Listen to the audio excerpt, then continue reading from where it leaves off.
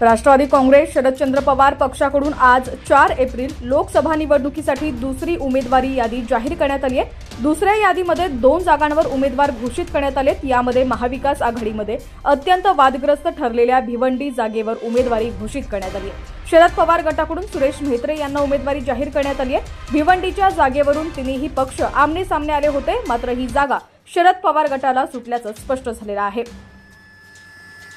तर साताऱ्यातून विद्यमान खासदार श्रीनिवास पाटील यांनी प्रकृतीच्या कारणास्तव लोकसभा निवडणूक न लढवण्याचं जाहीर केल्यानंतर उमेदवाराचा शोध सुरू आहे।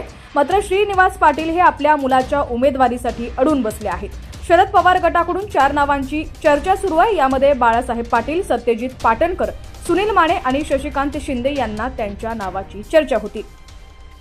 मात्र बाळासाहेब पाटील यांनी नकार दिल्यानंतर आता शशिकांत शिंदे यांचं नाव समोर आलंय। त्यामुळे शशिकांत शिंदे यांच्या नावाची आज घोषणा होईल असं बोललं जात होतं। मात्र शशिकांत शिंदे यांच्या नावाची घोषणा आज दुसऱ्या यादीमध्ये देखील करण्यात आलेली नाहीये। त्यामुळे जोपर्यंत भाजपचा उमेदवार घोषित होत नाही तोपर्यंत उमेदवार द्यायचा नाही अशी चर्चा रंगली आहे। दुसरीकडे महायुतीकडून भाजप खासदार उदयनराजे भोसले यांनी कोणत्याही परिस्थितीत निवडणूक लढवणार असल्याचं जाहीर केलंय। त्यांनी भाजपच्या चिन्हावर निवडणूक लढवण्याची घोषणा केली आहे। त्यामुळे त्यांची उमेदवारी जाहीर झाल्यानंतर मगच राष्ट्रवादी शरदचंद्र पवार पक्षाकडून उमेदवारी घोषित होणार का याकडे सुद्धा लक्ष लागलेलं आहे। ही स्थिती साताऱ्यामधील असताना शेजारच्या माढा मतदारसंघामध्ये सुद्धा शरद पवार गटाकडून उमेदवार जाहीर करण्यात आलेला नाहीये। माढ्यामध्ये धैर्यशील मोहिते पाटील उमेदवारीसाठी प्रयत्नशील आहेत। धैर्यशील मोहिते पाटील यांनी शरद पवार यांची गुप्तपणे भेट घेऊन 1.25 तास चर्चा केली आहे। धैर्यशील मोहिते पाटील हे भाजपमधून शरद पवार गटात प्रवेश करण्याची शक्यता वर्तवण्यात येते। माढ्यातून भाजपकडून रणजितसिंह निंबाळकर यांना उमेदवारी देण्यात आली, मात्र निंबाळकर यांच्या उमेदवारीला कडाडून विरोध होत आहे।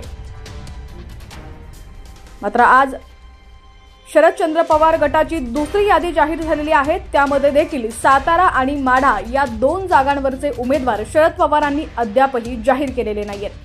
लोकसभा 2024 तसंच राजकीय घडामोडी पाहण्यासाठी HPN मराठी न्यूज चॅनलला सबस्क्राइब करा आणि बेल आयकॉनवर क्लिक करून नोटिफिकेशन्स मिळवा, जेणेकरून आमचे अपडेट्स लवकरात लवकर तुमच्यापर्यंत पोहोचतील।